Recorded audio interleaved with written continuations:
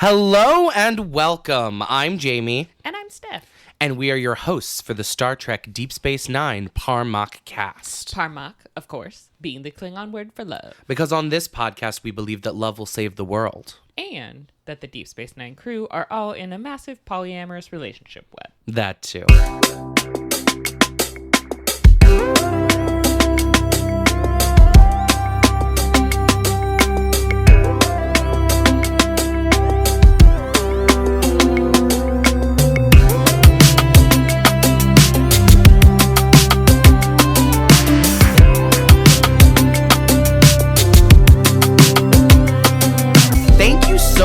Joining us for the second episode of the Star Trek Deep Space Nine Prologue cast. Welcome back. Welcome back. Yeah, we hope you loved the first one, and you must be cuckoo enough to join us for the second one, so we know you're our kind of people. Exactly. You passed the test. Welcome to the second level of our pyramid scheme. Yes. Ponzi for the people. Ponzi for the people.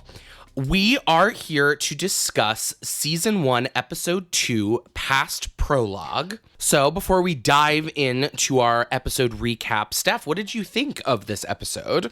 I really enjoyed it. I also really enjoyed it. I love, and I think you said this, like that they immediately go into like, by the way, Kira, very much was a terrorist.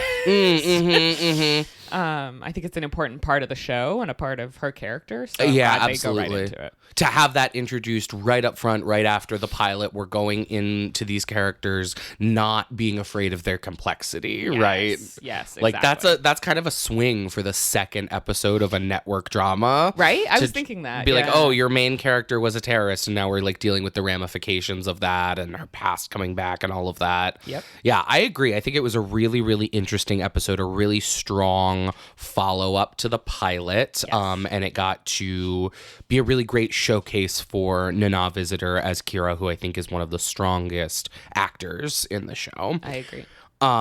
As we move through DS9, there are several distinct sort of shows within the show, recurring flavors of episode, each with their own distinct feel and themes. So you get like Odo Mystery Hour, Dax's past comes back to haunt them, Quark gets audited, And so as we move through the series, we're going to be tracking that for funsies and checking in at the top of the episode about which show within the show this episode fits into. So this, our second episode, is a fairly straightforward first of one of our favorite types of DS9 episode, Kira Can Have a Little Terrorism as a treat.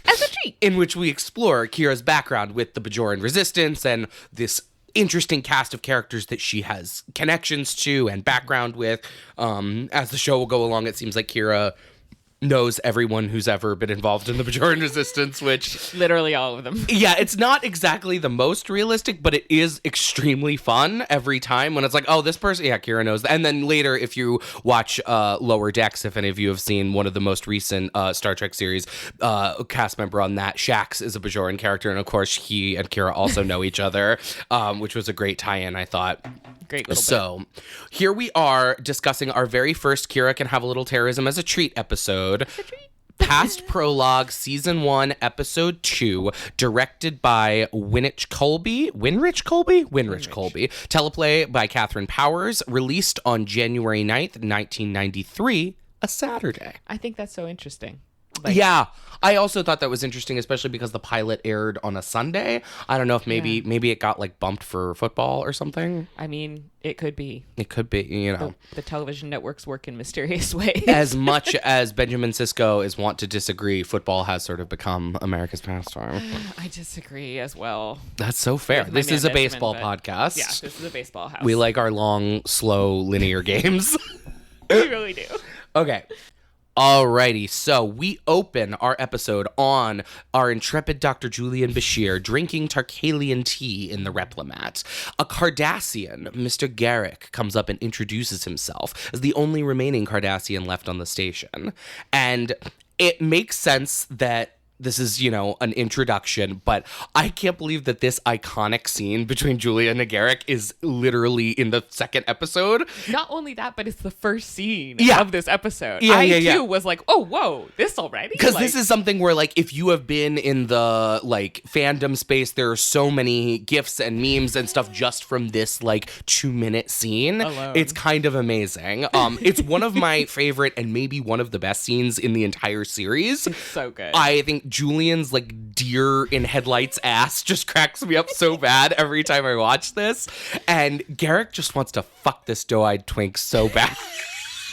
Like, that's the subtext of this entire section. And Andy Robinson, the actor who plays Garrick, has talked about the fact that he was like, oh, yeah, he wants to have sex with him. Like, that's the reason why he's even coming over to talk with him. And he's so right. Like, He's Andy so right for Robinson, the that. man that you are. That man you are. He completely understood what was happening here and ran with it in a way that I don't think anyone else was necessarily ready for. I think he also just does such a marvelous job commanding this scene. Yeah. The entire time, Garrick feels like he's completely in control of everything that's happening in this just really beautiful way, and it's such a good scene. The two of them are so good in it. Like Andy Robinson is fantastic in commanding it and just, the whole approach. And then fucking Siddick is just like... Yeah. Sorry, I just did a deer in the headlights look for those of you, all of you who are listening and can't see. But his physical comedy of it, of like running into the like plants that are on the table, and like he's so good. It's so perfect. Like sort of brushing the little like thing off of his face. Yeah. Trying to like put his hands together and look cool. And it was so funny how uncomfortable he is, while at the same time there is this great chemistry between them in that moment. It's just a killer moment and an incredible way to start off the episode. Fantastic. So Julian tells Garrick that there's this rumor that Garrick stayed on the station to be the eyes and ears of the Cardassians. And I think the way that Garrick plays his response to the accusations of being a spy is so perfect, and it'll be exactly how he plays it for the next 7 seasons. Yep. Like, you're not intimating that I'm some sort of spy. Just the glee on his face as he says those lines. And I love how Garrick was also basically introduced in this episode as a plot device. I mean, he sort of functions later in the episode as a go-between two of the groups, but they ended up creating one of the most iconic and enduring supporting characters in all of Star Trek, just like off the strength of Andy Robinson's performance. He's so incredible. He's so good. Moi? Moi? A spy? Perish the thought. Literally. And the fucking line of a bit of enjoyable company now and then. Oh yeah, it's like he practically licks his lips. I can't tell, honestly, if Julian is aware of how sexual this scene between them is, which is also really funny, because he's so naive. It's just chef's yeah, kiss. he's clearly feeling the vibes, but whether he's consciously aware of it. Yeah, I think he's having feelings he hasn't had before. Yes, yeah. perhaps. That's exactly the vibe, yeah. And so Garrick goes to leave, and then he stops and places his hands on Julian's shoulder in a very intimate manner and tells him all about how grateful he is to have met such an interesting new friend. And I just have written, Julian looks like Garrick just stuck a finger up his bum without warning. Like, it's very, very that. It literally is. I read that note when I was watching it. I like burst out laughing. Okay, and so then Julian rushes to Ops to gossip, as he obviously is wont to do. And there's a tiny detail that I love. Julian's being so excited to gossip that he hops over the lip of the turbolift before it's reached level with the ops deck and just sort of like scampers in like a little kid. He's so excited. That's so good. And so Cisco, Kira, Dax, and O'Brien are all, trying to work. Doing their jobs. And Julian tells them all about his encounter with DS9's, famous alleged spy. And Cisco says to him, "We don't know for a fact that Garrick's a spy, Doctor." And I love Starfleet so much, and I love how bad their security is. Like, I don't know, maybe find out. Maybe that's the sort of thing you should know. Invest some time and energy into, maybe, but it's just very like, we don't know he's a spy. We can't judge him, Dr. Bashir. No. It's like, totally. I love People that be up to Federation shit. ethos, but like maybe look into it. Maybe put the goo on it to just ask him to. They're busy. He's busy. He's busy being goo elsewhere. I also love how we get like a working tour of ops during Julian's monologue, where we sort of learn where everyone's duty station is and a bit of what their day-to-day work looks like. It's just a good like establishing moment. Yeah. Also, Julian, in the grand tradition of Starfleet doctors just showing up like on the bridge. In this case, ops. Because they have nothing better to I do. got something to talk about. And it's like, well, that's great, buddy. Why don't you go do some medical? Yeah. It's very Bones in that way. And so Julian assumes he's being targeted by Garrick for intelligence, and That's what the kids are calling it these right, days. right. But also, I mean, is there anyone with less intelligence than Julian Bashir? He's beautiful and stupid. Yeah. The number of times that I've written, God, he's so lucky he's pretty throughout this episode. Okay, so Julian's getting very excited about the idea of being caught up in an espionage situation, and there's this great exchange between them where Julian says, rest assured, Federation medical secrets are safe with me, Commander, and Ben just goes, I'm sure they are, Doctor. I love that Dax is like, what do you think he might want from you, Julian? Like, Dax is like, this guy's trying to fuck you. Dax has met a homosexual or two in her 300 years, and in many lives, she's like, that's a gay man. Yeah. Well, and also, like, clocked one look at, like, Julian's bottom and was like, oh, this twink that's, all right, this is the situation. But yeah, Julian suggests that maybe he should wear a wire. Yes, I love especially Cisco laughing at Julian suggesting that Miles put a wire on him, because it's like, Julian's so silly and that feels so silly, but also like, Ben, maybe that's a good idea for the guy that might be a spy just living on your station. A Cardassian spy, specifically. But I also kind of love that they laugh at it, because like Starfleet doesn't do shit like that generally. They're not about entrapment and all of that. Yeah. And like while at the same time it's like, you're being a little dumb, guys, I appreciate so much if you're going to be dumb in the name of like human rights. That's like, in go the name off, of due Queen. Process. Yeah, in the name of due process. Which we'll talk exactly. about later in the episode. Yeah, for sure. Yeah, Miles is so done. It's great. So done. So they're interrupted by Kira announcing a small Bajoran craft taking evasive action nearby with a Cardassian warship in pursuit. And Kira Nerys is just simply the hottest woman in space. They fixed the hair, and now she's simply unstoppable in that department. Like, this is the best look that's ever been on screen on a TV. She's such a lesbian. Yeah. Such a 90s lesbian haircut. My mom, I think, had this haircut. Did she really? Oh, that's a slay. I would love to see pictures of that. I'll find some photos. Shout out to Eileen. Hi, Eileen. But the Cardassians refuse to respond to Sisko's hail, while the Bajoran ship continues to take damage. It's seconds from losing structural integrity. It's gonna blow. And the look in Kira's eyes throughout this entire scene is so powerful, because this is sort of her first real test of the Federation, of how much they are going to really stand up for Bajor and Bajoran sovereignty when it counts, versus sort of playing a political chess game on the galactic level order. And so she's terrified that they're going to disappoint, and she's going to have to fight them too. And I just love the way that Nana is able to capture that all just in her eyes in this scene. I mean, it's really stunning. This whole episode is a masterclass in acting. Truly. I mean, she's such a phenomenal talent. Yeah. And so... on Sisko's order, O'Brien beams the Bajoran pilot to ops just as his ship is destroyed. And I just had to note, having the transporter pads just fully open air in the middle of ops is so wacky. This station simply does not have any security except goo. And they're just like, we just trust. We have faith in goo. We place our faith in goo. I place my faith in goo. It strengthens me. Yeah. So yeah, they got him just in time. The shaken pilot tells them his name is Tanalos and that he is requesting political asylum. He looks up and he seems to recognize Kira. And she does as well. Dun dun dun. Theme song. So, as our would-be political refugee is taken away on a future gurney, Kira explains that she fought with Tana Los in the Bajoran Underground.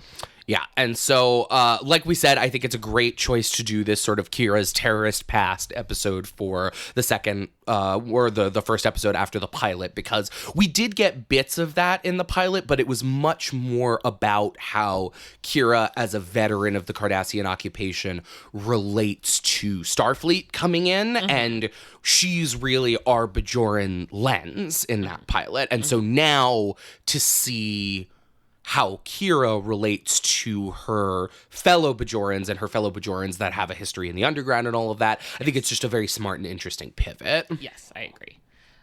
So the Cardassian Gull... Gull Dukat? Yeah, Gull. I don't know why it sounded weird in my head. We usually don't say Gull without Dukat. Yeah. So. There's a Gull other than Dukat? Okay. I mean, thank God. He hails the station from the warship and says... he tells Sisko that he's harboring a known criminal. And this Cardassian Gull is played by Vaughn Armstrong, who's Admiral Forrest on Star Trek Enterprise, and a bunch of other aliens from a lot of other Trek. I think he's one of the only actors to play more than 7 different characters across Trek, something like that. Yeah, he's giving Jeffrey Combs. It is giving Jeffrey Combs. Yeah, absolutely. So Ben explains the situation with the asylum request, and the Gull explains that Tana is Kon Ma, and that even the Bajorans wouldn't give him asylum. So the Gull alleges Tana has committed monstrous crimes against Cardassia. He demands that he be turned over. Ben tells him he'll look into it, and in the meantime, he'd love an explanation for the Cardassians' violation of Bajoran space. Which is such a serve. I just gotta say, Ben's so hot when he's being bitchy to Cardassians. Yeah, this is a very hot moment for him, for sure. I love when he's not, because there's so often when he's playing the diplomatic leader role, and it's so fun when he just gets to be kind of bitchy. Yeah. So Ben tells O'Brien to make up some docking regulations to keep the Cardassians busy, and then he heads to the infirmary with Kira to speak to Tana. And I love how Kira doesn't even wait for the turbolift to clear ops before she starts in on Ben. It's just like she knows what her job is. She's on it. She's got no time to waste here. So in the turbolift, Sisko asks her about the Konma, and we learn that they have continued to fight against the Cardassians after the occupation has ended, and have been known to murder Bajorans that they consider enemies, including a government first minister last month. So there's been recent violence by this group. And in sci-fi, and especially in Trek, it's very common for planetary societies to be depicted sort of as a monolith, especially when they have sort of a defining characteristic like formerly enslaved populace, immediately post-imperialist occupation. And one thing that makes DS9 feel distinctive from the get-go is this emphasis on different factions with different nuanced and complex ideologies amongst the Bajorans. Yes, all groups of Bajorans suffered under the occupation, but they didn't all respond to the occupation in the same way. You get religious leaders like Opaka, organized resistance fighters like Kira, Konma like Tana, who targeted not only Cardassians but Bajorans, and later we'll even see Bajoran collaborators who worked with the occupational government. So I just think that's really notable, and I also think it's cool. This is one of the first insights that we get into how the Bajoran government actually works. It's not going to be necessarily consistent, but I love that they're starting to think about that. This mention of the first minister who was killed.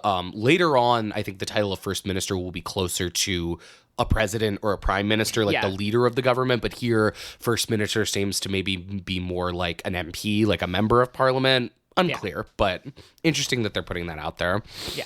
And we get a little more sort of that, potential for civil war that Kira talked about in the pilot. And I appreciate that continuity. And I think, I totally agree that it's great that we get these different nuanced versions of Bajor and Bajorans. And I think the serialized format allows for that. Like other Trek shows, we see the Bajorans for maybe an episode. And so we don't have time to dig into who they are and how they disagree with each other. And Yeah, absolutely. And so Kira says that although Tana is Konma, she knows him, and he's not like all the others. And Sisko warns her she needs to sort out her priorities because he can't have her loyalties divided. Kira declares that her loyalties are clear. She's loyal to Bajor, and in her opinion, Bajor needs men like Tana Los.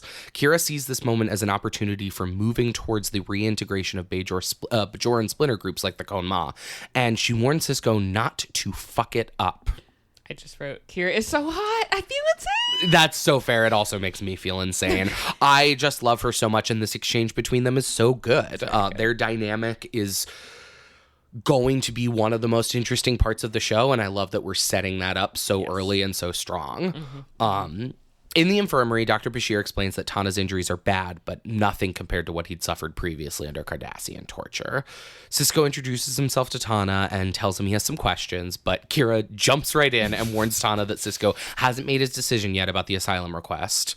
This extremely pisses off Sisko, and he asks her to leave. I just love her jumping in and being like, so just FYI, you don't have any protection yet, so be careful what you say. Like, the implication of like... I get why he's sort of seeing that as her being disloyal, but honestly, like, going back to, like, what we were sort of talking about the beginning, like, or talking about towards the beginning, due process, man. Like, It feels very, she's, like, making him aware of his rights. Like, that's what it felt like, yeah. And I get that Ben's sort of trying to use the situation to probably press on Tana and like get information, but like, buddy, comeuppance. Like, if you're gonna make sure everybody gets due process, your first officer is also gonna do that. You can't really be mad at her for that, right? Like, I don't know.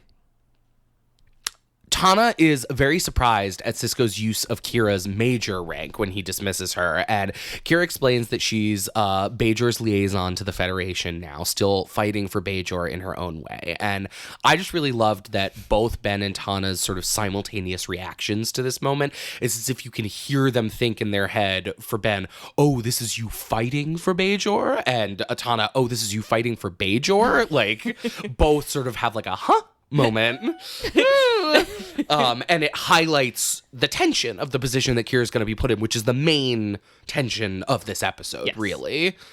So Kira leaves, and Ben asks Tana about why he was being chased. Tana admits to Ben that he has continued to make violent attacks on our Cardassians and Cardassian installations after the occupation was over as part of the coma. And Sisko asks why he would continue the cycle of violence. It's almost as if Ben here takes a very academic approach to how terrorism functions as a political tool. Like, you got the thing you were fighting for. The Cardassians withdrew. Why would you continue to commit acts of terrorism? And it's very much discounting the emotional component and the societal trauma of how Cardassia ravaged Bajor for decades. It's a sort of a very clinical approach to it, which I find interesting. It is. I think also it's that, like, well, things are fixed now. You know, kind of the... I've been reading Angela Davis lately, and, you know, she talks a lot about, you know, the civil rights movement and how it was, like, treated as, like, we fixed racism. And it's never that simple, right? No. And so I see, you know, the point of, like, yeah, the Cardassians withdrew. That doesn't mean suddenly everything is perfect. Right. But then also you can sort of see on Ben's side of it, it's like he's willing to... If not allow for and hold space for the utility of terrorism, he at least can understand using any means necessary to accomplish a political goal, but now is very much in a place of like, the political goal that you were committing these acts of terror to accomplish has been achieved. What's the point of continuing the violence? And I think it's just an interesting tension between them in that moment. Absolutely. And Tana answers that he's not sure that the Konma's public justification is punishing the Cardassians for their war crimes, but that he's personally had enough of the killing. So Julian returns, tells Sisko that Tana needs to rest now, and off they go. Yeah, and you can really understand how, from an emotional perspective, it would be very difficult for certain people to put down the violence against the Cardassians when they're finally perhaps feeling on an upper hand in some way. But also, you can understand how someone could look at that and be like, I have been fighting and fighting and fighting to try and achieve some sort of emotional satisfaction, and realizing that, like, I'm just killing people. And, like, all of this is so believable that you could see how Ben's really struggling with, like, what is the truth here? Am I being lied to? Like, what's happening? And so we cut to Kira, who has gone behind Sisko's back and is on a Zoom call with the Starfleet Admiral. And she tells the Admiral that Ben is being short-sighted and he just doesn't understand the issues involved. I appreciate that Kira's doing this just from a story perspective. It's not like, okay, the pilot's over, there's trust now. Yeah, I definitely agree with that. It's a continued, like you said, the dynamic and their relationship is a continued item to explore. Absolutely. I also appreciate the nuance of this choice, how on one hand, Kira seems completely correct that Ben doesn't understand all the complex historical and cultural issues involved, right? And on the other hand, Ben hasn't done a single thing to actually fuck this up beyond being suspicious of Tana, which I think is probably fair. Yeah, rightly so. And Kira is just so worried that he's going to, based on his attitude and on her traumatic experiences, that she panics and makes a bad choice. Admiral Rollman here, also played by Susan Bay, the widow of Leonard Nimoy, aka Mr. Spock, which I think is a fun bit of trivia. And also the mother-in-law of Terry Farrell, who plays Jadzia Dax, who is married to Leonard's son. So Sisko returns to Ops, where Chief O'Brien tells him that Dax is keeping the Cardassians busy. Ben heads off to do some Khon-Ma research before speaking to the Cardassians, but O'Brien stops him, and he explains he doesn't know much about the Khon-Ma, but that as a veteran of the Federation's own war with the Cardassians, he knows that he would never want to turn a prisoner, no matter what they've done, over to Cardassian custody. And they're interrupted by Admiral Roman calling for Sisko. The Irishman jumps out. It really does. I can't look at Miles O'Brien and talk about Cardassian Bajor without thinking about Ireland. About I Ireland, literally cannot. Just his presence really calls to that, and calls anybody who knows the history there is going to be thinking about that. I just think this is such a great little moment between these two, highlighting Miles' unique role on the show as the primary Starfleet person with prior experience fighting the Cardassians. I also really love that Miles isn't shy about sharing that perspective in a way that I think he might have been with Picard if he wasn't asked specifically, and just really goes to show the trust that Sisko engenders in his officers, and that's sort of contrasted with the lack of trust that he and Kira are struggling with in this episode. But yeah, so Admiral Rollman calling for Sisko, and she tells him that Kira interrupted her staff meeting to complain about Sisko's handling of the Tana situation, and tells him that he has a problem. Which this is such a little thing, but like I get why they frame it as she interrupted a staff meeting, because they have to make it seem like she's like doing something. But the idea that like Kira can forcibly turn on the Admiral's Zoom like in the middle of a meeting, like I don't think that's how a call works. No, you also, could just how send her a important is voicemail. your staff meeting? Yeah, true. I'm like, okay, you're an admiral. You're at like San Francisco, presumably at the headquarters. Like, you can't pause a staff meeting for 5 minutes. Whatever. Anyway, or send her to voicemail. Again, just like it doesn't need decline. to be like this. If we have it in 2025, presumably they have we still have it then. Yeah. In the infirmary, Kira visits with Tana. She tells him it's good to be with someone who knows what it was like out there fighting the Cardassians, and he tells her that in her new uniform, he was worried she had forgotten. She explains that Sisko and the Federation don't see it that way, and that she and he are like oil and water. As Kira goes to leave, Tana asks her whether she thinks that Sisko will give him to the Cardassians. Her answer, over my dead body. And he says, now that's the Kira I remember. And it's a nice little moment. It is a good moment. So cut to the Cardassian Gul Dunar meeting with Sisko in his office, and Dunar explains that Cardassian intelligence is certain Tana plans to commit more acts of violence, and Sisko tells him that Tana says he's renounced the Khon-Ma. Sisko then lays out that for the Federation to turn over a Bajoran freedom fighter to the Cardassians would risk everything they're trying to accomplish on Bajor, and therefore he's going to grant Tana temporary asylum. Gul Dunar storms out in a huff. And there's a moment in that conversation where Ben says to Gul Dunar, in war, both sides commit atrocities. And I think this is a really interesting line.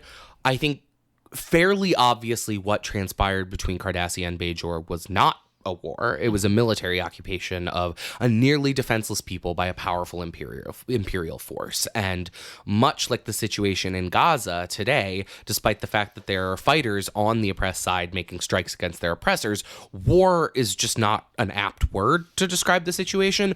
But By describing it this way to Gul Dunar, Sisko draws a comparison between the acts of the Khon-Ma and the Cardassians' own atrocities during the occupation, and is essentially asking him how can he excuse one of these and not the other. And I just think it's a very smart political moment for the Sisko character. So then we cut to Kira showing Tana his new quarters on the station, asking how long it's been since he slept in a comfortable bed. And I just have nothing about that bed looks comfortable. It's so small. It's so small. It's got little like ribbed padded like cushions, almost like what they put on like to make fake abs on like a Batman suit. That was or something exactly like what that. I thought of. I was like, why are you making him sleep on like a sharper image vibrating like Everything about it seems unpleasant. So Kira tells Tana she's glad he's there, that Bajor needs him, and tries to explain that she's the furthest thing from a Federation officer, but Tana cuts her off, saying he thought she was under Sisko's command.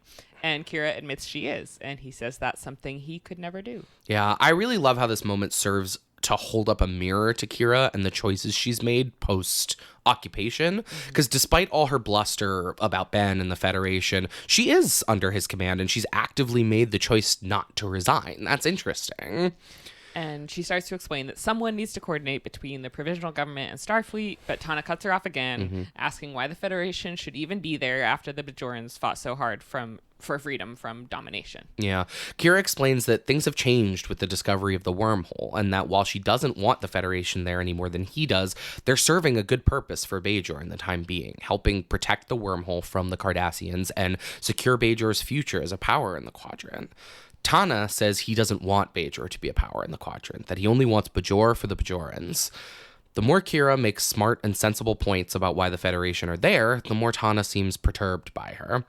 Kira reminds him that she's put herself on the line for him and asks for confirmation that he's finished with the Khon-Ma, and he assures her he is. So I really love how we see Kira with a political mind here. The sort of long-reaching implications of the Federation and, becoming a power in the quadrant and everything.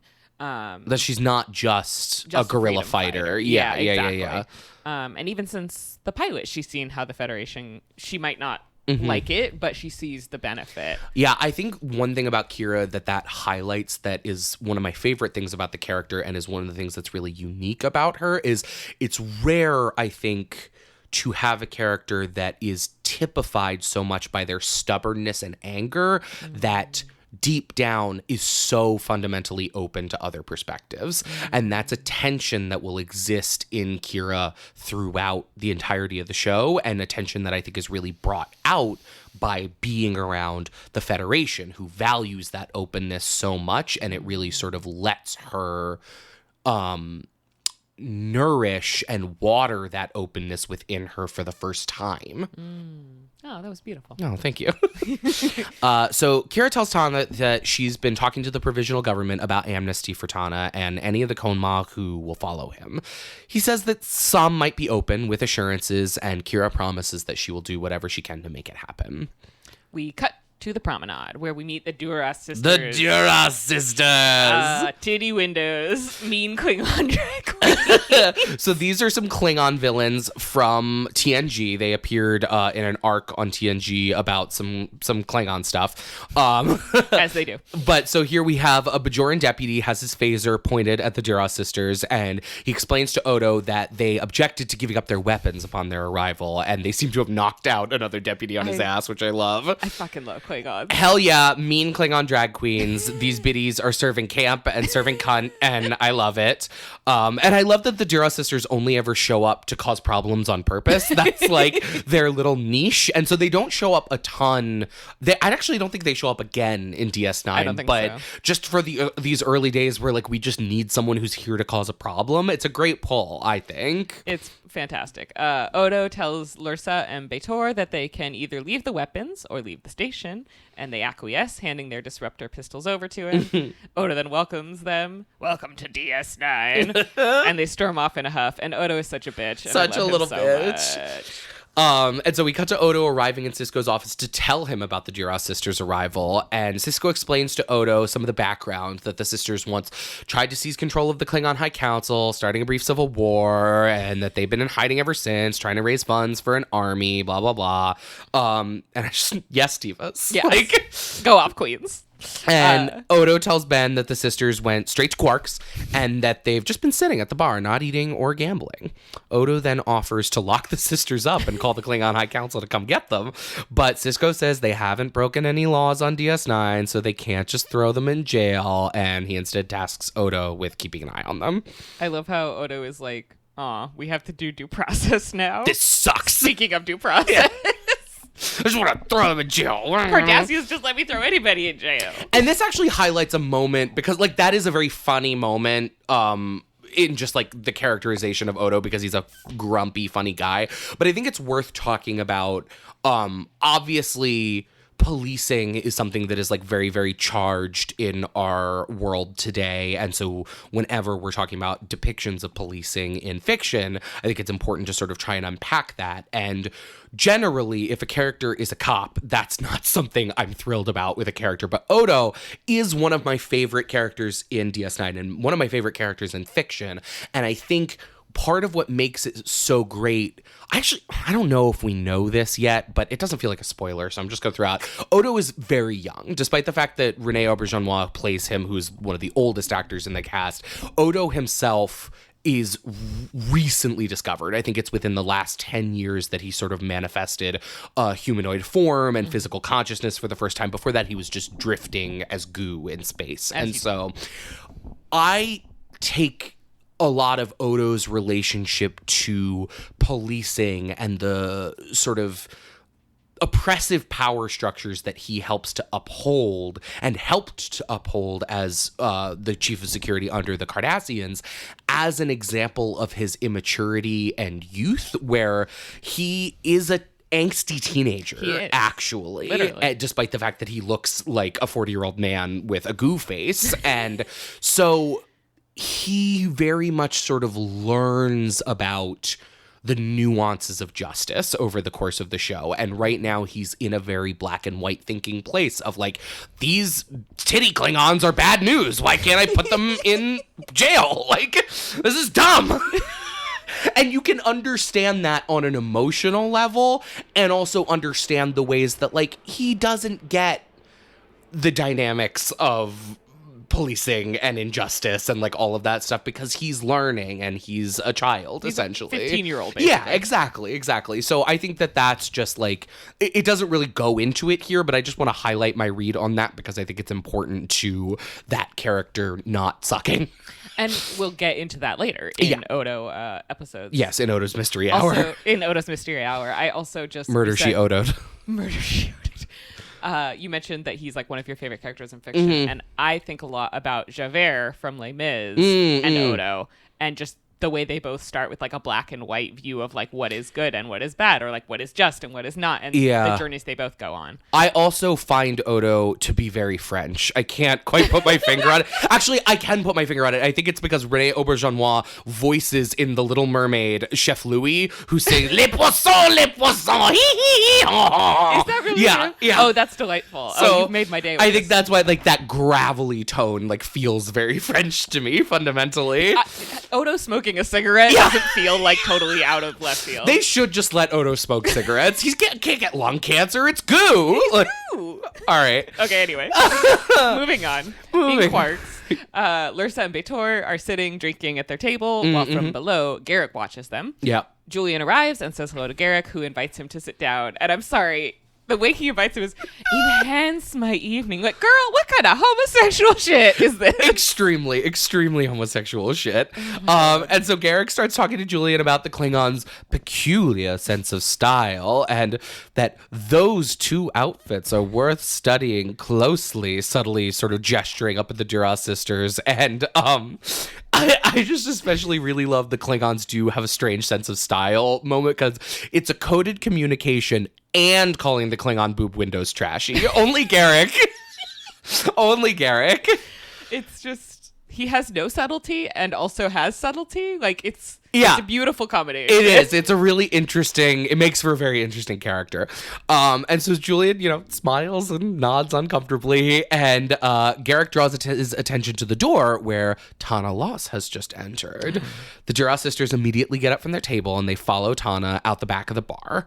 And as a little rat runs by, we hear the sisters talking to Tana in hushed tones. They ask him about a payment, and he says that it's on its way and that he couldn't stop to get it and barely got past the Cardassians, blah, blah, blah. And Tana tells them that the payment will arrive the next day and that the Klingons threaten that if it doesn't, he will pay. And they have this line of just, your safety is not our concern. And I just love these bitches. They're not worried about that. The three conspirators leave, and the rat transforms back into Odo. Oh, and Odo's face, he's just, you forgot to check for goo, dumbasses. Classic mistake. Classic solids. So we cut to Ops, and Sisko arrives on the turbo lift. Kira rushes up to him and tells him that she's arranged a hearing of the minister's court, and she thinks that she can convince them to get a vote for amnesty. She says that there are 2 other Khon-Ma willing to give themselves up if their safety can be guaranteed, and she also tells him that this wouldn't have been possible without his support, and that it's appreciated. Sisko tells her to be sure to mention that the next time you talk to Admiral Rollman. It's so good. Sorry, go ahead. I was just going to say, I love how he didn't just go to Kira after Rollman called him. He proved to her that she was wrong about him, then let her come to him to admit she was wrong and thank him for the help. And then is like, by the way, I know you've been talking shit to my boss. Iconic. Incredible. And then the line he gives, go over my head again and I'll have yours on a platter. I'm just like, ooh, I know. Not fucking around. And it's like a little like, you probably shouldn't say that in the workplace to your employees, but also like there's no HR in space. No, there's no HR in space. It's just goo. And Kira is like, she gets it. Like she doesn't take it as an actual threat of violence. I think she's like, I fucked up, and he's being sassy with me because I fucked up. Yeah. It's a metaphorical platter. Yeah. So Sisko drops that shit on Kira and pieces out. And he returns to his office to meet with Odo. Mm-hmm. He asks him for an update on the Klingons. Odo tells Sisko about the meeting with Tana and the inbound payment, and Sisko tells him it may be coming with 2 additional Khon-Ma members who are on their way to the station. Yep. Odo asks if Sisko wants Kira to know about Tana and the Klingons, and he tells him not quite yet. Yeah, and I'm not sure if I'm reading it too much into this here, but on this viewing, I felt like I noticed an interesting bit of subtext here, sort of regarding Sisko and Odo's relationship and Odo's loyalty to this new commander, because Sisko knows about Odo's closeness with Kira, and there's a pause before he tells Odo that Kira is how he knows about the 2 Khon-Ma who may be bringing the money for the Klingons. And once he decides to tell Odo, Odo asks him if he wants Kira to know about the Klingons, sort of communicating that Ben was right to trust him and that he can keep things a secret from Kira when needs be. And I just think that that was a really interesting little bit of subtext there and relationship building. Yeah. So then we cut to Garrick's shop where the Duras sisters have arrived to pay him a visit. The sisters tell Garrick that they've heard that he still represents Cardassian interests here and asks whether they want Tana Los. And Garrick, of course, is like, moi? A simple clothing merchant? Just a homosexual with my little sewing needle and my skirts? Oh.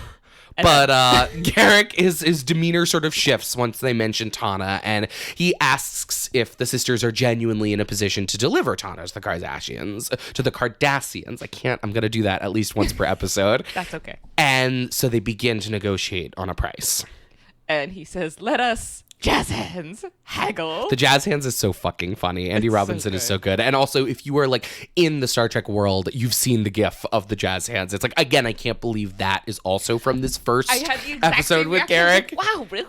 Like, this first episode? Everything about the Garrick character is fully present and fully formed in this episode. It's amazing. Iconic. And you know, again, that's like, this is not to besmirch the writers or creators or anything, but like clearly Garrick wasn't intended to be much of a character here, and so that just really shows the strength of the character work that Andy Robinson does, how full that character feels. Yeah. Okay, cut to Kira paying Tana a visit in his quarters. She tells him she finally has the necessary votes to secure amnesty for him and the other Konma. He tells her he never realized she was such a politician, and while she thoroughly denies it, he points out how she manipulates Cisco and the Federation and the Bajoran Council of Ministers to her own ends. And now here, her political mind is thrown back in her face as like an insult. Yeah, he's actually so good at manipulating her, unfortunately, and it's extremely frustrating. Like, it's really well written, but I'm so annoyed at this man because, like, he's pushing all her buttons. He gets it. He gets how to make her, or he gets what makes her tick. Yeah. So Tana tells Kira that he expected to find that Kira Nerys had lost all the fire in her heart, and she realizes that Tana knew about her new position before he ever arrived on the station. Dun, dun, dun. Kira tells him that she trusted him, and Tana answers, I am Konma. I fight for the freedom of Bajor. Yeah, and Tana has this argument about Kira sort of making her comfortable bed with the Federation, he says, and then she won't be able to get out of it. It feels very interesting to me because in the context of this episode, I think he's wrong, that the Federation ultimately has Bajor's best interests at heart, and they're providing a valuable service to them, but the argument rings very true for various real-world nations that got into bed with the United States or another imperial power, sometimes willingly or knowingly, sometimes unwillingly, unknowingly, and ended up essentially in a state of occupation for decades. I think the strength of this exchange lies in the fact that we, the viewers, know Starfleet isn't like that, but if the viewers know real-world history, they also know that Tana's fear 100% makes sense, right? Yeah, that's one of the things I found really compelling about this episode and about Tana is because you understand where he's coming from 100% of the time. Like, we know as the audience that, like you said, Starfleet is not like that, but it is a completely reasonable thing to be concerned about that. Especially if your life experience has all been fighting the Cardassians. Exactly. Trust is not a thing that a luxury that you can indulge necessarily. Absolutely. And so Tana and Kira continue to argue, and Tana tells her that for what he has planned, no one's going to get hurt, but that he does need Kira's help. He tells her that his plan requires a small ship capable of warp speed, and that he gambled he could convince her to provide one. She asks what the plan is, and he just tells her that in one non-violent move, he will accomplish everything that both of them ever wanted for Bajor. Kira asks how she knows she won't just go straight to Cisco, and he answers that if she does, they'll both know where her loyalties lie. My notes are, ooh.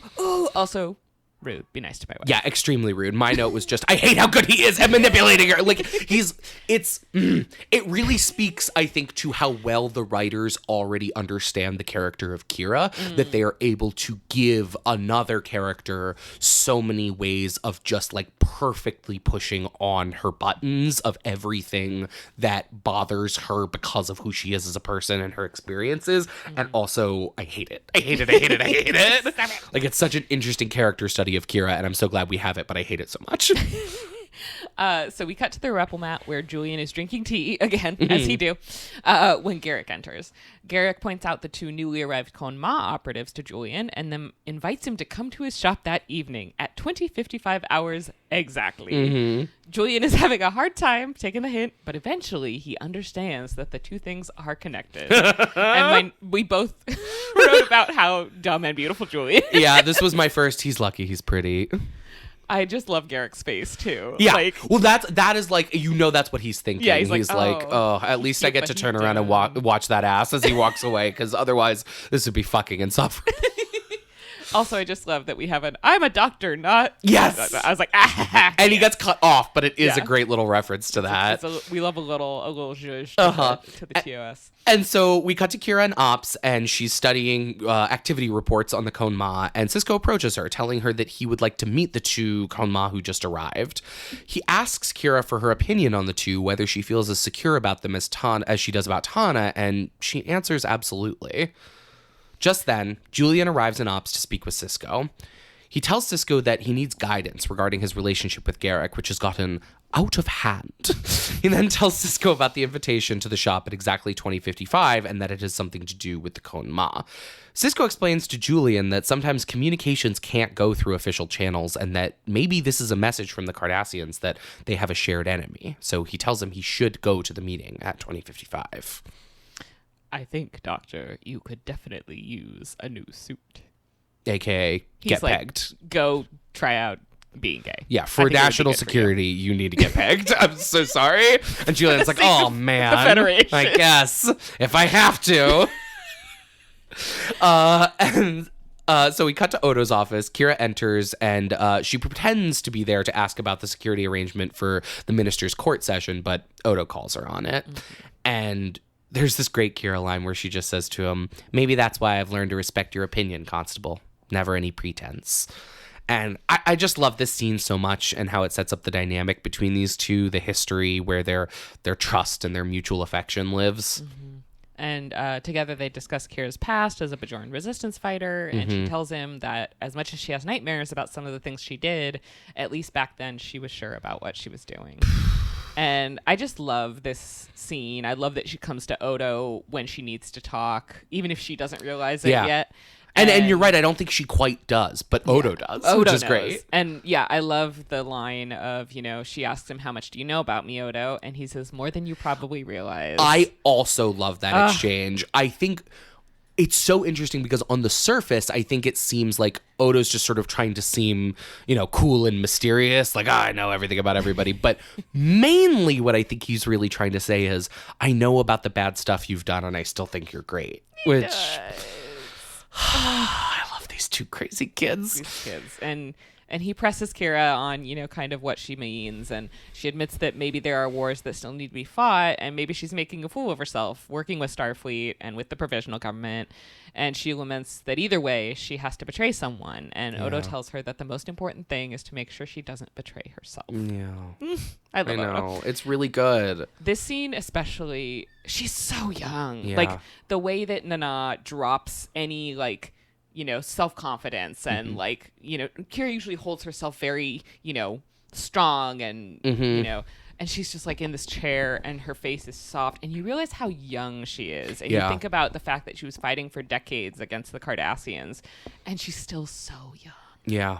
Yeah, and that's a really good observation. It's heartbreaking in its way. It is. And I think that Kira and Odo scenes together are consistently DS9 at its best. And this first one really, really showcases that. These two actors play off of each other so well. And these two characters just fit each other like pieces of a puzzle. Kira has been in so much distress and has been so unsettled throughout this episode, and talking with Odo is the first time she gives herself permission to be really real with herself about the situation. Mm-hmm. He brings out that vulnerability in her, something she doesn't share with almost anyone. It's honestly beautiful. It is. And he realizes before she does that she's made up her mind, and he calls Sisko down to security. This moment is so fucking good because the way that the conversation is going, Kira never says that she's made up her mind. She even looks a little irritated with Odo for a flash of a second when he calls Sisko before this look of realization sort of hits her face that she has made up her mind, and Odo realized it before she did. Mm-hmm. It's just so good. It's so good. We love it. That's cinema, baby. Okay, so then we come back to Garrick's, where Julian arrives late at 2057. Garrick rushes him into the shop and hides him in one of the fitting rooms. And out in the shop, Lursa and Bator arrive as Julian listens on. The sisters ask whether the Cardassians want Tana or not, and Garrick says he can confirm that there will be payment available upon delivery. And this was my second Julian. He's so lucky he's pretty late to his first ever espionage. I also love that he kind of holds up the suit and gives it a try. Kind of I love his face when he holds up the suit. It's like, okay, if we're going to be so super real, Siddig, who plays Julian, has a bit of a rough go of it in season 1. But this episode, I just think is a highlight. And this moment in particular shows how good he can be when they let him be funny. He's funny. He's got very great funny. Timing. And So Lursa tells Garrick that they'll be finished with their business with Tana in 4 hours, and Garrick presses as to the nature of that business. Lursa confesses that they'll be delivering Tana a cylinder of bellitrium on the dark side of Bajor 8's lower moon, after which the Cardassians can have him. And man, I just love how cartoonishly duplicitous these two are. Like, they're fully Saturday morning Klingon villains, and they would have loved Christopher Plummer in The Undiscovered Country. It's a very similar, like, I do this because I'm evil. The sisters, the cartoonishly duplicitous sisters, leave, and Garrick retrieves Julian, who asks him what bellitrium is, which I gotta say, bellitrium just sounds like a made-up Star Saturday, like, yes, the animanium. The boom goes boom. The boom goes boomium. Garrick explains that it is a boom rare crystalline element which can serve as a source of immense power when paired with an antimatter converter, the piece of equipment that the Cardassians were chasing Tana Los for stealing when he arrived at DS9. Yes, which is new information to us. That Tana Los has all the ingredients for an incredibly powerful bomb. Dun, dun, dun. So we cut to Ops. Sisko's meeting with the senior staff, and he tells them that they have nothing to hold the Klingons or the Khon-Ma on, as they haven't committed any crime yet. And O'Brien and Kira sort of argue that if they give the Khon-Ma the runabout they want, they'll be able to catch them red-handed with the explosive device, and Sisko agrees to that. I really like the detail that Sisko won't let Odo arrest the Khon-Ma on the station because they haven't done anything wrong yet. It, again, illustrates what we've been talking about the values of the Federation, how they always put those values first, even when it impedes other goals. And I just really like how it illustrates Starfleet officers' willingness to treat moral barriers to a plan as just as important and valid as logistical barriers. Like, there's no real conversation about, let's just do this even though it's the wrong thing. It's very like, I guess we can't do that. We got to figure something else out. And that's very much how and what Starfleet is. Yeah, absolutely. So Kira argues that she needs to be on the runabout for the plan. If she tries to stay behind, Tana will smell a trap and he won't go for it. Yeah. And Sisko begrudgingly agrees and tells them that he and O'Brien will be lying in wait in a second runabout just outside of sensor range. So we cut to Kira and Tana in the airlock, and they're entering their runabout, observed on the monitors by Odo. Meanwhile, on the far side of the moon, Sisko and O'Brien are in the runabout Ganges. They cut the power and prepare to wait, while Kira and Tana take off from the station in the runabout Yangtze Kiang. I do love that all the runabouts are named after rivers. Yes, yeah. There's a great line later in one episode where it's like, it's a good thing Earth has so many rivers. The rate we're going through these runabouts, which I love. So while Kira flies, Tana is futzing about in the back, integrating some external technology into the runabout systems. Kira asks him about it, and he explains he's transferring energy from the warp drive into the antimatter converter. Suddenly, a Klingon bird of prey decloaks ahead of the runabout, and Tana explains that's who they're here to meet. My God. Lursa and Bator beam over to the Yangtze Kiang, where Tana provides them with a satchel full of gold-pressed latinum in exchange for the cylinder of bellitrium. The sisters quickly beam away, and as their bird of prey turns to leave, Miles and Ben plot an intercept course. So Dax calls the Ganges from the station to inform them that a Cardassian warship has just crossed into Bajoran space and is also headed for the Yangtze Kiang. It's rough. Seeing both the Ganges and the Cardassians headed for them, Tana orders Kira to take the ship to Warp 8. She tells him there's nowhere to run, but he says they don't have to go that far. As Tana turns his back on her, Kira moves to attack, but he's able to block her, knock her to the ground, and train a phaser on her. Tana orders Kira to set a course for Deep Space Nine and tells her that if she refuses, he will detonate the bomb there and destroy all 6 colonies on Bajor 8. As the Yangtze Kiang flies towards DS9 at warp, Sisko hails from the Ganges and threatens to fire on them, but Tana doesn't believe he'll hurt Kira. O'Brien warns Sisko that if the bomb detonates while the Yangtze Kiang is at warp, it will irradiate half the system. Sisko contacts Gul Dunar aboard the Cardassian warship and asks him to intercept the Yangtze Kiang before it reaches the station, but they won't be able to in time. I just have to appreciate the fact that the Gull is like, can I take this opportunity? And Ben's like, shut the fuck up. And just takes off. Yeah, he starts to be like, it's very like, I feel like I should mention that I told you. I told you so. And hits the hang up button, not without a word. He says, hard pass. We've reached the end of our 3 minutes of Zoom call. So 100,000 kilometers out from DS9, Tana orders Kira to alter course towards the mouth of the wormhole, and she realizes that his true plan is to collapse the entrance to the wormhole and thus drive all outside powers from the Bajoran system. The Yangtze Kiang drops out of warp and disappears into the mouth of the wormhole. In the cockpit, Kira fights Tana for control of the ship. The runabout exits the wormhole in the Gamma Quadrant before Tana can activate the device, and by the time he does, it's launched into open space where it detonates harmlessly. I kind of feel like Tana Love's really fucked this up. Like, I know he was actively fighting Kira for control of the ship at the time, so, you know, we can have grace. But they had fully exited the wormhole on the other side by the time he fired the device. Like, what did he think he was going to hit with that? Did he not look out the window? And so I think maybe the Khon Ma just have terrible aim, and maybe that's why they killed those Bajorans, and now they're just too proud to admit it. They're the stormtroopers. Yeah. Like, they didn't mean to hit all the Bajorans, but then they did, so they were like, they were collaborators. They were inciting violence. It's fine. And so behind them, the Ganges emerges from the wormhole, and Tana tries to use Kira as a bargaining chip, but Ben warns him that he can either surrender to Starfleet now or to the Cardassian warship that's right behind them. So he's like, so now I'm cool with the Cardassians taking and torturing you, because now you done something. I mean, I feel like it's like he's bluffing to some extent, right? Really, where it's like, you need to turn yourself over to me right now, and like, yeah.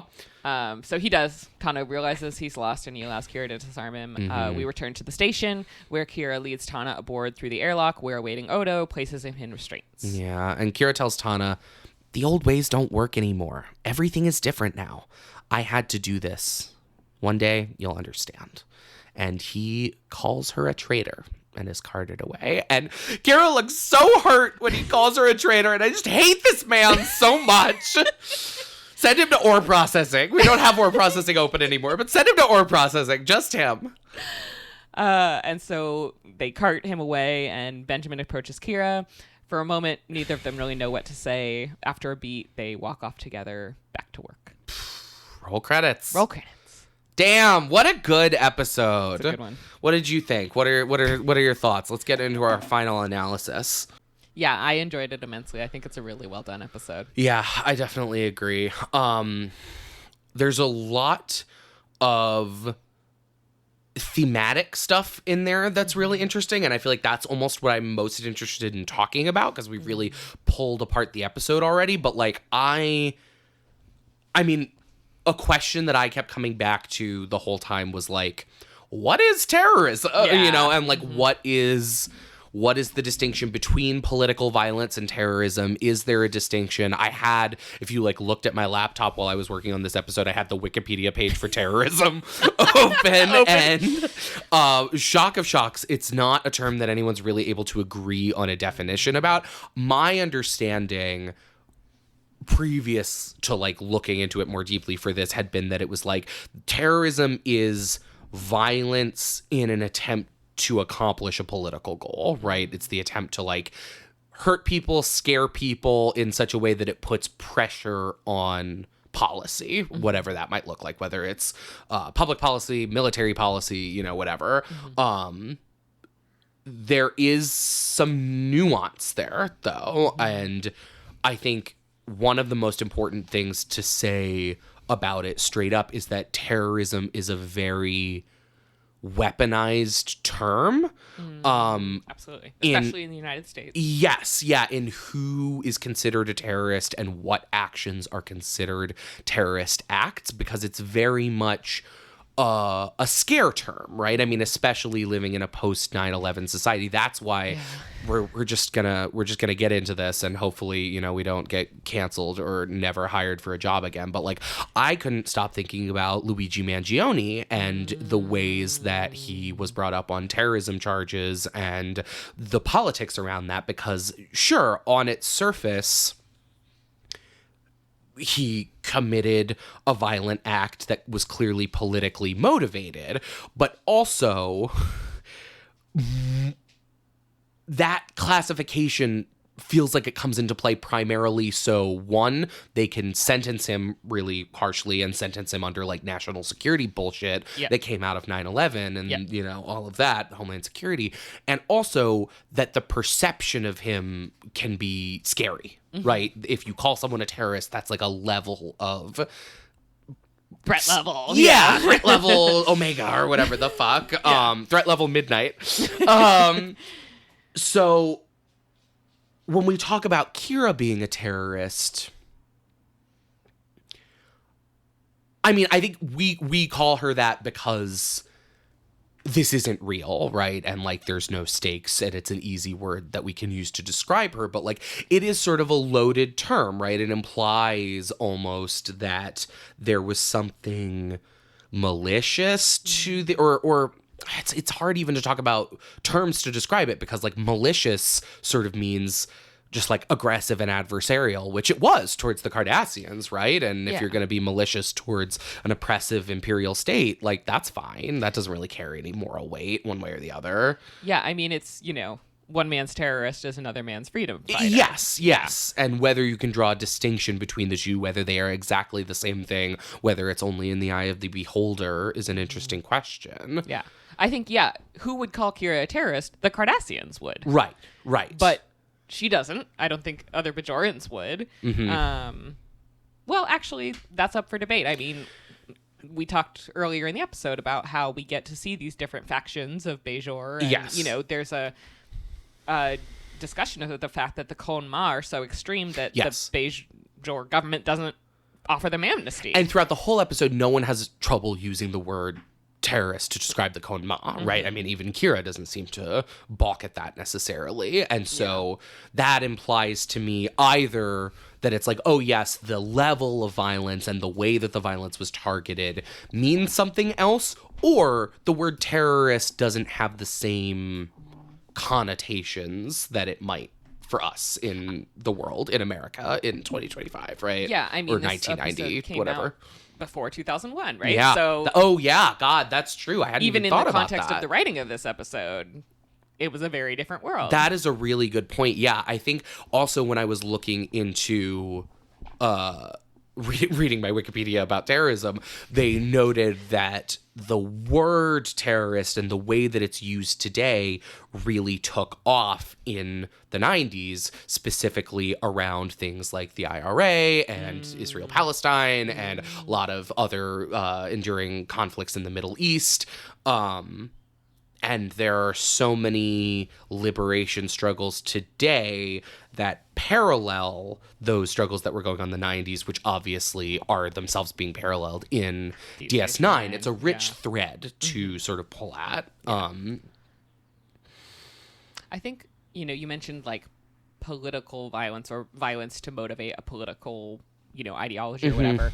And I think by that definition, there is tons of terrorism, because what is terrorism if not, the carceral system, like U.S. military, invasions and occupations, like. And that's the hypocrisy of the Luigi Mangione, right? Yeah. You are going to call him a terrorist for committing a cold-blooded assassination of someone for political reasons, but that's a outlook that fundamentally doesn't view what the American healthcare system does to people every day en masse as terrorism. And that's something that I personally could not more strongly disagree with, right? And so that necessarily informs how I see him and those actions, where it's like, I don't know if the word terrorist is or isn't appropriate for him. I certainly believe it's appropriate for the guy he killed, frankly. And I'm not saying that that means he necessarily deserved to be assassinated in cold blood, but there's this conversation about how violence begets violence and what violence is considered violent when we're looking at it from a political perspective, right? Especially, I think, marginalized groups are always told not to resort to violence, quote unquote. And it's because the state wants a monopoly on violence. Yes. The state can exercise violence against you, but you cannot choose violence to fight back. Yeah. You have to be nonviolent. You have to be peaceful. You don't resort to violence. And it's this like moral nonsense of which like institutions are allowed to do violence. Absolutely. And in our circumstances in today in America, as we are seeing our oligarchy, our kleptocracy being dragged into the light, it also calls attention to the fact that the state is losing its monopoly on violence because of the way that it's sharing it with corporate America, right? There is, I mean, obviously state power is still such a big part of that because of the way that the state exists to defend and protect capital, but the Luigi situation really demonstrates how big the private sector has become in the daily violence that's exerted against people and what that means for people and how we start to see it, right? And for someone to take a violent action like this against someone who is an administrator of violence says a lot about the ways that we as Americans experience the violence that we're exposed to from these companies. Absolutely. And our shifting perspectives on that violence. So I think that this is a really interesting episode to look at our world through as a prism, as a lens. I also think what you were saying about the state monopoly on violence is really interesting in the context of this episode, because who is the state, right? It was, for decades, the state on Bajor was the Cardassian occupying force, right? And so that is obviously an illegitimate state in a way. It doesn't derive power from the governed, right? It imposes it. And there's very little argument to make that violence against that apparatus isn't justified. Yeah. But now that it's the Bajoran Provisional Government, which is a government of Bajorans by Bajorans, but we have seen so much already just in these 2 episodes, the ways that it doesn't speak for all Bajorans, raises questions about, like, okay, what does the Bajoran Provisional Government's monopoly on violence look like? And the fact that they do condemn the Konma for their actions, even though other factions, like Kira is part of, we will later learn, a group called the Shakar Resistance Cell, that she has ended up in this high military position with this Bajoran Provisional Government. It's interesting where they draw the lines, right, on what violence is acceptable and what isn't. Absolutely. And you noted, kind of behind the scenes, that originally the conception of the episode was that Kira would convince Tana to renounce terrorism. Yes. Yeah. There was this idea, episode writer Catherine Powers has talked about this, that her original conception of the story had 2 main differences, which was that Kira and Tana were going to be former lovers, so that there would sort of be that connection to their past that was more interpersonal than just a connection through their past political ideologies. And then again, also that Tana would renounce terrorism for Kira before being killed by his fellow Konma. And the decision was ultimately made by Michael Piller, who was one of the head writers, that this sort of felt like a cliche and that a pivot needed to happen there. I know you felt like that was a strong choice. Do you want to talk about that at all? I do. I think both are a good call. I think, if we're talking first about the romance angle, one, we're going to meet so many more of Kira's fellow comrades. Yes. They can't all be her former lovers. Some of them are. Most some of them are, frankly. Were in love with her, but she wasn't in love with them, which, I mean, understandable. Yeah. We support you in your feelings. But it is a total cliche, especially for female characters. Yes. Yep. And so I'm really glad they nixed that, especially because Kira is such a not traditionally feminine female character in a lot of ways. And so it would have felt like kind of pandery almost to have her be like, oh, but I was in love. Like, not that she can't have romance as a less feminine person, but just like it would have felt a little undercutty. I see what you're getting at. Yeah. Yeah. And especially in the second episode of the entire series. Later, it feels okay. It would have been really like too much. Because this is such a characterizing episode for Kira, and she's just simply not a character that's ever like, not that it necessarily would have been written this way, but like is gonna lose her mind over a boy. Like that's just like couldn't be further from the truth of who that character is. So to have the second episode that really focuses on her development sort of take that route, it just wouldn't have made sense. It wouldn't have felt right. Yeah. And then I also really love that they had Tana not renounce terrorism, because as we're kind of chewing on here, is it justified? Yeah, at times. Yeah, I think as millennials, both of us were very young when 9/11 happened, which changed the outcome, which changed the landscape of America forever, indelibly, and we are still, I think, feeling the effects of that. I mean, quite frankly, I don't think that there is a President Trump without a 9/11. Oh, absolutely. So there's so much nuance there, but I will say, for us, that was our first probably exposure to like what terrorism is. We grew up in a very like the show 24 kind of environment where it's like, you know, all uber nationalist everything, like, you know, the George Bush of it all. The Islamophobia. And so that being the background, I remember the first time that I realized the depths to which I had been propagandized. In high school, I had a teacher who I beefed with a lot, but was really helpful to expanding my horizons, had us read, without telling us who it was written by or what the context was, Osama bin Laden's Letter to America. And there's a lot in there that's messy and complicated, and I haven't read it in like 10 years, so I don't want to speak super to specifics because, again, like I know there's a lot of anti-Semitism and all of that in there, but just what I want to speak to is the parts about sort of the ways that the American empire has destroyed the Middle East and just completely like ruined generations of people and their families and their homes and their cultures. And I walked away from reading that being like, yeah, these are all legitimate complaints. And then being given the perspective of, okay, this is who the author was. These are the violent acts that the author was responsible for.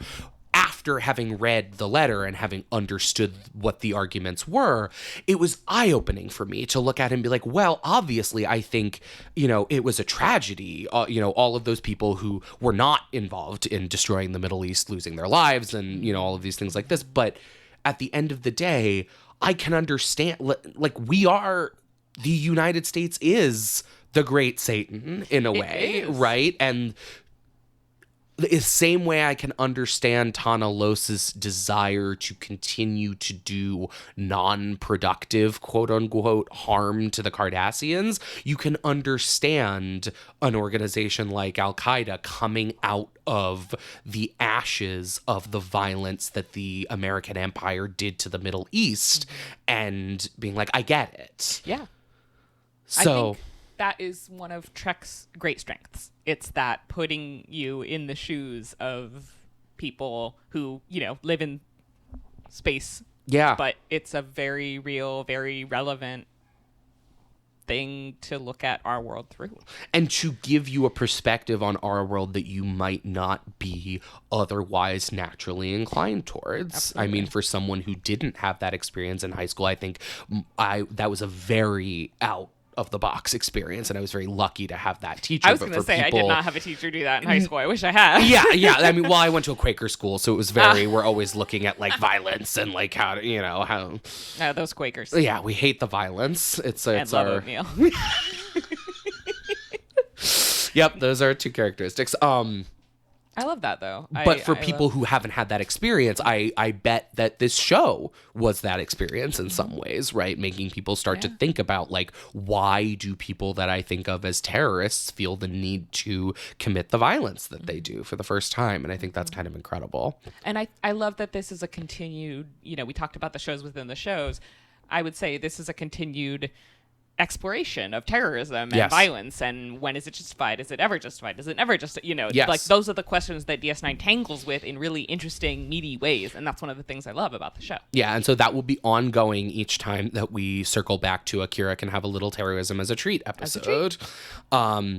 Continuing on with our final analysis, I also wanted to just bring up the noticeable change in Kira's hairstyle in this episode to go a little vapid for a second off of our deeper discussion. This noticeable hair change was at the request of actor Nana Visitor. It wasn't a production decision. And I found a quote that she says, I just didn't feel like Major Kira would style her hair every day. She wouldn't care. I wanted a hairstyle that looked like she just woke up in the morning looking like that.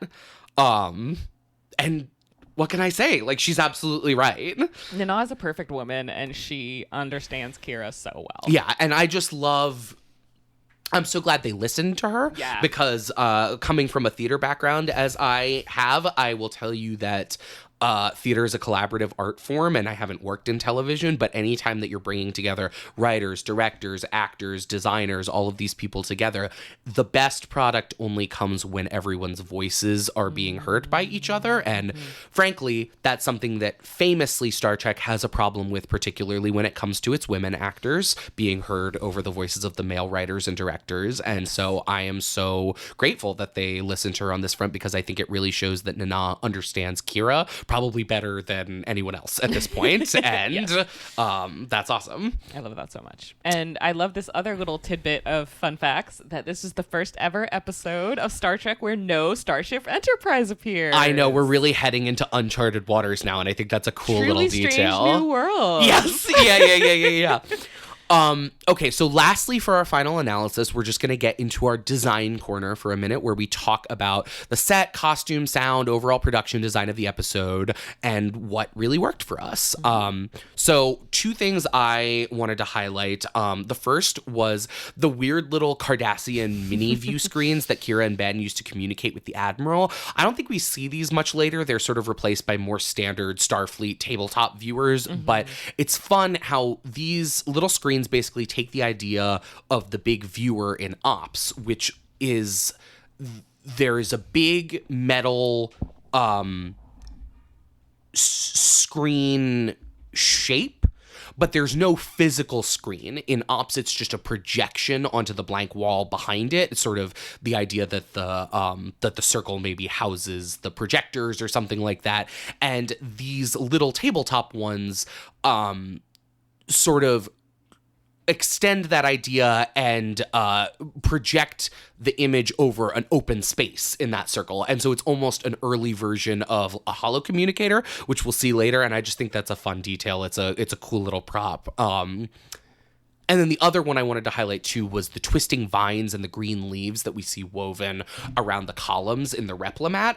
That really stood out to me, because when you're living in a space station, you're not exposed to things like greenery that is like important for us psychologically to like see and be around. And so it makes so much sense that in world, the people rebuilding after the Cardassian occupation decided to include that, and that in the real world, the designers had that perspective to say, we want to include something like that. I thought that was really cool, and it does make the space feel more homey. It does. I love that. That's a great catch. And it is very much like your apartment, as you noted, which I love. I loved that. When I came into your apartment, I was like, oh, it's so cozy. Look at all this green. Thank you. Yeah, I have I'm terrible at actual plant care, so none of these are real, but I have strands of plastic ivy all around my apartment just to make it pop with green a little bit. So great. It's so cozy. Thank you. Did you have any things you wanted to highlight in Design Corner? Nana's hair is the thing that stood out most to me. It's so good, and more importantly, it's so hot. It's so hot. And I need to find some pictures of Eileen in the 90s for you now. Oh, yeah. I would really love to see that. Maybe we'll post it with her face blacked out on Twitter. Oh, yeah. That's so or just little sunglasses or something. Exactly. Thank you all so much for joining us for this episode and our discussion of Past Prologue. We have one final segment left in today's episode, a little something we like to call Consulting the Orb of Prophecy, where we look ahead into the future of the series and discuss spoilers that relate to this week's episode. If you've watched Deep Space Nine before or just don't mind the spoilers, stick around after we sign off for that discussion. If you're watching along with us for the first time and don't want to be spoiled for future episodes, you're going to want to hop off after the sign-off. The Star Trek Deep Space Nine Parma cast is recorded in San Diego, California, and produced by us, as well as our grand poobah, Peter. A big thanks to friend of the show, Matt, who produced our theme music, and to Tumblr user at GrandCon221B, whose Star Trek pit crew was used to generate the avatars of us featured in the show's cover art. New episodes drop every week on Spotify and Apple Podcasts. If you have any questions, comments, or would like to chat with us about Star Trek, you can email us at ds9cast@gmail.com. You can also find us on Instagram and Twitter at ParmocCast for updates and memes. Last but not least, if you're enjoying the show, please review and give us a 5-star rating on Apple Podcasts. It really helps other folks to find the show. And please join us next week for our discussion of Deep Space Nine Season 1, Episode 3, A Man Alone. soon. Okay, bye. Bye. See you next time.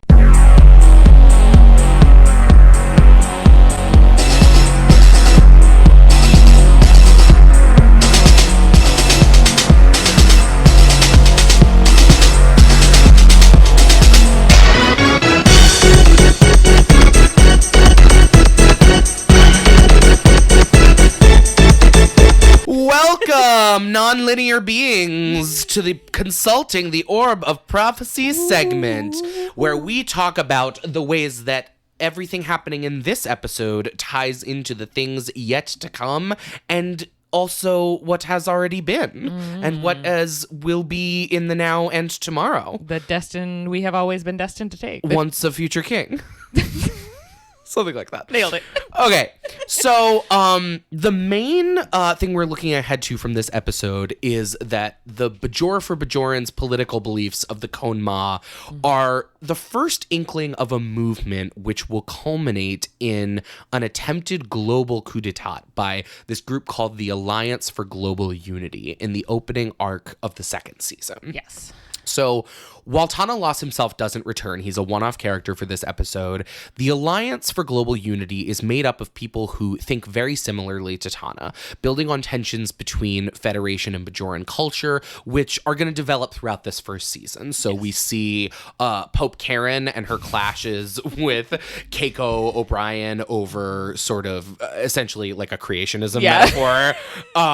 But we see sort of the ways that all is not copacetic between the Federation, which is a very multi-perspective, multi-species, multicultural, all of that, entity, whereas Bajor has a very rich cultural history that has been under threat for a long time under the Cardassian occupation. This is a people that has had to fight tooth and nail to maintain their culture, to be able to practice their religion, all of these things. And what you get is people like Tana Los who feel we finally are free from Cardassian dominance. Why would we do anything other than just have a space just for us to exist and express our culture in its purest form, right? Which is something that you can, again, sort of see how it makes sense from the Bajoran perspective. And also, anytime we get into this idea of our culture in its purest form and anything outside of that is a deviation and a whatever, it's fashy. It's very fashy. It's giving fascism. Yeah, it's this sort of like nationalism thing that does tend to come out of times of suffering and upheaval for people. No reason why that's relevant to us right now. Yeah, well, relevant to us in America, certainly. All of the economic hardships which drive so much of the power behind the Trump movement. Not that the Trump movement's actually addressing those economic hardships in any way, but it's feeding off of people's discontent with the system. But I also think, we spoke about Gaza earlier in this episode. Hamas, while obviously we support any liberation efforts against the Israeli occupation of Gaza, Hamas is an organization that does a lot of questionable bad shit. And there is something to be said for the fact that when you're fighting against an occupation by an imperial force, that often creates a desperation, or when you're in the aftermath of an occupation by an imperial force, creates a desperation, which then often leads to a politic of retaliation or a sort of harsh reactionary, that's the word I'm looking for, a right-wing reactionary politic, which is inherently flawed, and also you can understand how that sort of hard right nationalism can be born out of the victimization of a people, because it's this idea that we need to be strong again so that we will never be victimized. And that's how strongman groups like Hamas and like Donald Trump and like the Alliance for Global Unity come to power, right? It's a very clear through line there. Yeah, absolutely.